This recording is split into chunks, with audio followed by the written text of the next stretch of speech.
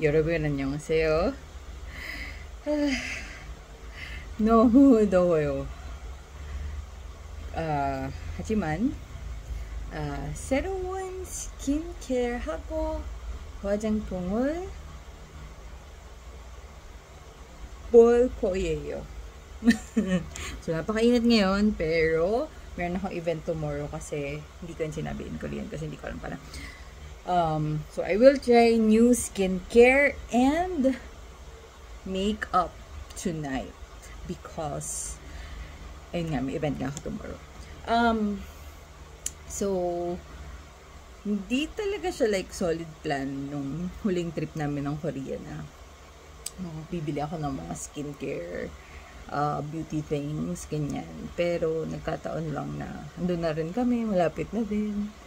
E di go na. Tapos, di splurge ang Ajuma mo.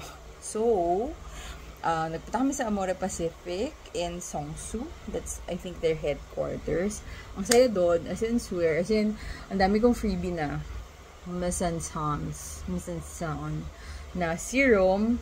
Kasi may pop-up ngayon yung Misansense, whatever. Hanggang April 28, I think. So, pwede pang humabol yung gusto humabol. But, yung gusto ko talagang puntahan doon is yung customization ng foundation for my shade. Siyempre, mahirap pumalap ng shade sa Korea because usually pale sila, lighter shades yung available. Doon sa mga drugstore makeup, ganyan. But, sila Nedge and si Amore Pacific,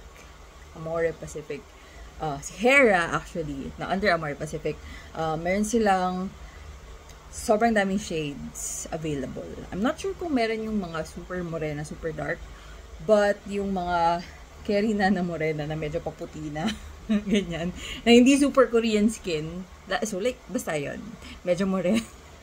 Ewan ko, paano i-describe? Basta yun, merong shades available for us. And actually, ginawa to ng isang robot. And it costs 70,000 won.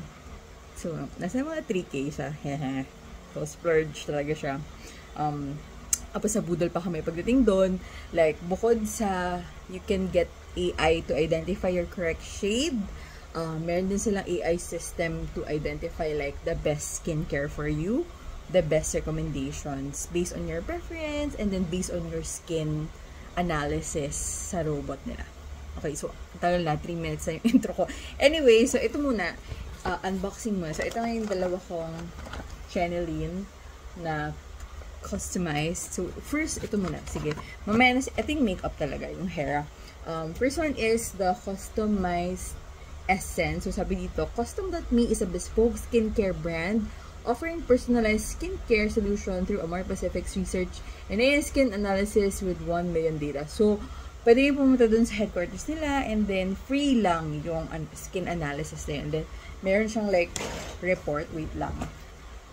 Ayan, ito meron siyang like, diba? Very legit.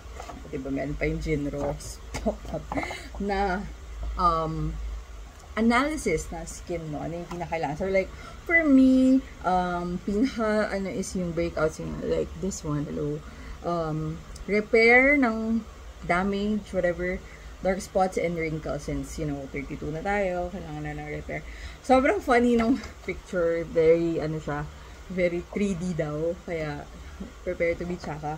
Best done siya if you wash your face there, and then have the skin analysis, para talaga makita ng AI yung tunay na skin texture mo. Pero kami, since, syempre, aura pa kami, hindi namin nagtagal ng makeup, pero we trust the recommendations na rin. So, yun.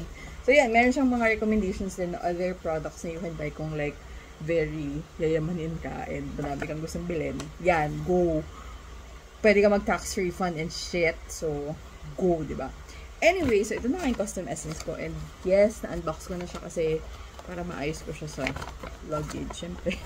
Pero yun, ay super cute ng bottle. Okay, so you can have like 5 characters to add to your bottle. And yan, bespoke essence. And then, let's see. Hindi ko pa siya na-open actually. Open ko siya sa ilalim para hindi masira yung sticker sa taas. Let's see.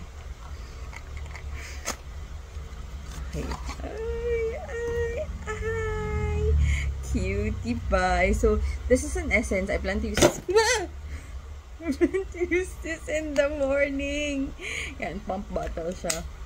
And, yan. I think ito yung description ng essence na yan. So, yan. Plan to use this in the morning. Something light. Kasi nga, usually 2 steps na ako sa umaga. So, like, 1 essence and then sunscreen na. Yun na. Wala nang arts. Pag hindi ako mag-makeup. Well, actually, pag yung makeup, hindi yung base ko. Anyway, so may freebie siya na bespoke face and body massager. Gouache siya tayo. Oh, yung cute pink! OMG! Okay. So, yun. Gouache na tayo. Sana. Moving forward. Diba? So, yun. Para naman mabuwas-buwasan yung bloatedness. Anyway, so that's it for the custom essence. Teka, tabi-tabi ko lang muna to. Okay, ang hiwagang black pouch. This is the Hera custom foundation. It costs na 70k won or 3k, and ito very, diba, shala the box, and may freebie rin siya na lip gloss, nude lip gloss. Tingnan natin, hindi ko pa ito nakita. Ooh. Okay, so this is the nude lip gloss. Okay, try ko yan later. But, ito talaga. Silky Stay Custom Match. So, yun nga, may analysis ng computer, and then, it will show you your custom shade. And it will prepare it for you. I know, like, 27 shades yata yung meron doon or something. So, yan, customize yan. And your preference then, if you want to, like, make it very natural, or if you want to go lighter, pag usually nag-oxidize sa face mo yung, yan, pwede mo piliin yun during the analysis. Oh, and, okay, first time ko mag-own ng liquid foundation. Kaya ito try ko rin siya ngayon kasi never pa akong nag-try, and yun nga, grabe yung pawis ko. First time ko siya ito-try tomorrow sa event sana, and ayoko naman na super, like, fresh. Oh, okay. So, ano rin pala siya? SPF 20, PA++. So, you should still wear your sunscreen underneath. I did earlier na yung face shop ko. And then, nakalagay dito na all-day comfort or touch-free. So, let's see if totoo siya. And then, 27C2 yung naging shade ko. So, yun siya. And then, pump bottle siya.